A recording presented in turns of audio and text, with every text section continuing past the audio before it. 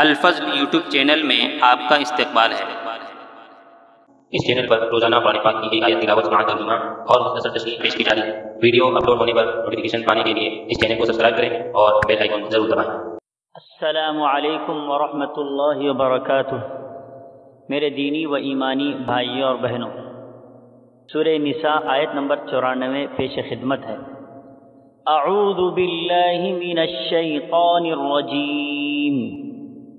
یا ایہا الذین آمنوا اذا ضربتم فی سبیل اللہ فتبینوا ولا تقولوا لمن القى الیکم السلام لست مؤمنا تبتغون عرض الحیاة الدنیا فعند اللہ مغانم کثیرہ كذلك كنتم من قبل فمن الله عليكم فتبينوا إن الله كان بما تعملون خبيرا۔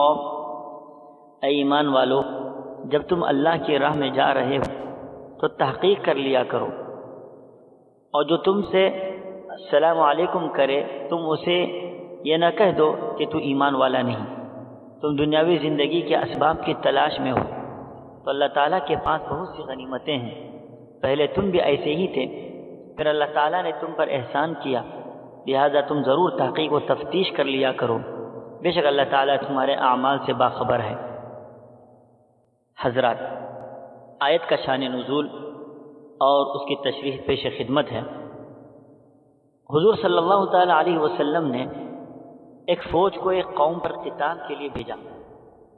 اس قوم میں ایک شخص مسلمان تھا جو اپنا مال و اسباب اور مواشی ان میں سے نکال کر علیحدہ کھڑا ہو گیا تھا۔ اس نے مسلمانوں کو دیکھ کر السلام علیکم کہا۔ مسلمانوں نے یہ سمجھا کہ یہ بھی کافر ہے، اپنی جان اور مال بچانے کی غرض سے اپنے آپ کو مسلمان ظاہر کرتا ہے، اس لیے اس کو مار ڈالا اور اس کے مواشی اور اسباب سب لے لیا۔ اس پر یہ آیت نازل ہوئی اور مسلمانوں کا تنبیہ اور تاکید فرمائی گئی کہ جب تم قتال کے لیے سفر کرو تو تحقیق سے کام لو، بے سوچے سمجھے کام مت کرو۔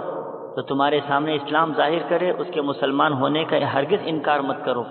اللہ کے پاس بہت کچھ غنیمتیں ہیں، ایسے حقیر سامان پر نظر نہ کرنی چاہیے۔ آگے فرمایا گیا اور ان کی پچھلی حالت کو سامنے رکھتے ہوئے قرآن پاک ان سے کہتا ہے تم بھی ایسے ہی تھے اس سے پہلے، یعنی اسلام سے پہلے دنیا کی غرض سے ناحق خون کیا کرتے تھے، پھر اب مسلمان ہو کر ہرگز ایسا نہ کرنا چاہیے، بلکہ جس پر مسلمان ہونے کا احتمال بھی ہو تو اس کے قتل سے بچو۔ یا یہ مطلب ہے کہ اس سے پہلے شروع زمانے اسلام میں تم بھی کافروں کے شہر میں رہتے تھے، تمہاری مستقل حکومت اور مستقل بدوباش نہ تھی، تو جیسا اس حالت میں تمہارا اسلام معتبر سمجھا گیا اور تمہارے جان و مال کی حفاظت و رعایت کی گئی، ایسا ہی اب تم کو بھی اس طرح کے مسلمانوں کی رعایت و حفاظت لازم ہے۔ بلا تحقیق ان کو قتل مت کرو، احتیاط اور غور سے کام کرنا چاہیے۔ قرآن پاک کی آیت کے آخری حصے میں اللہ فرماتے ہیں اللہ تعالیٰ تمہارے ظاہر اعمال کو اور دلی اغراض کو سب پر مطلع ہے، تو اب جس کو قتل کرو محض اللہ کے حکم کے موافق قتل کرو، اپنی کسی غرض کا اصلاً دخل نہ ہو۔